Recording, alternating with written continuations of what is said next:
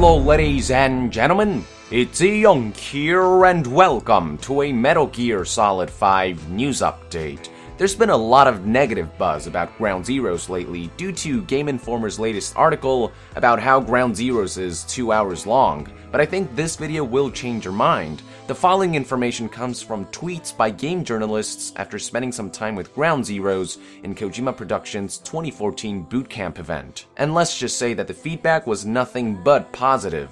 So let's address the idea and concern that people have in their minds that Ground Zeroes is essentially a glorified demo. Allow me to direct your attention to this quote from a tweet by Sam Smith, which says, "Finished Ground Zeroes for the first time in about 90 minutes. Total game completion, 9%. I think that tells you what you need to know. A similar report came from journalist Douglas, who posted that he finished the main mission in 2 hours, but back in the main menu it said that he only completed 8% of the game. So yeah.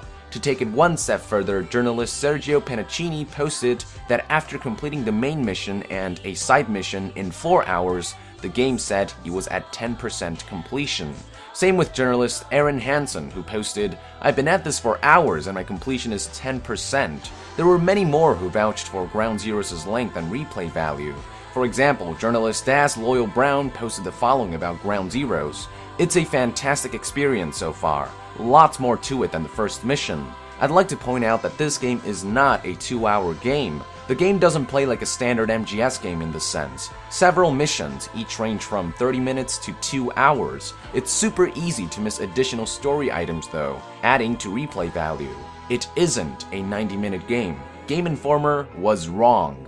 Now, some of you may be wondering, what is the total playtime if one completes all the missions? Journalist Andy Robinson had the answer to that question, stating that it took him 5 hours to complete both Ground Zeroes and its side ops. What's interesting is that even then, the game only stated he was only at 22% completion, leading Andy to suspect that the remainder had to do with collectibles, challenges, trials, and ranks. So bottom line is, if you play through the game normally, finishing all missions could take around 5 hours, maybe more, since this player had completed 18% of the game in 4 hours, unlike Sergio, who had completed 10% by 4 hours, and that's just after playing the main mission and a side op, so it depends on the player. On top of those 5 hours is the immense replay value that each mission offers, not only from collectibles, challenges, trials, ranks, etc., but also from many different ways that missions can be tackled, whether it be by trying a different path or a different method, with a different difficulty or with some gameplay features disabled.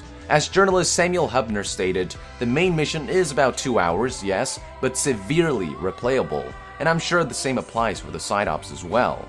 And with that, I would like to end this news update, ladies and gentlemen. Thank you for tuning in. In my opinion, this 2-hour thing seems to have been blown out of proportion after all. After reading all these impressions from journalists, I have no doubt in my mind that I'll be spending $30 to $40 for a game that is well worth the price, and that's just based on what they had to say about the game's length and replay value.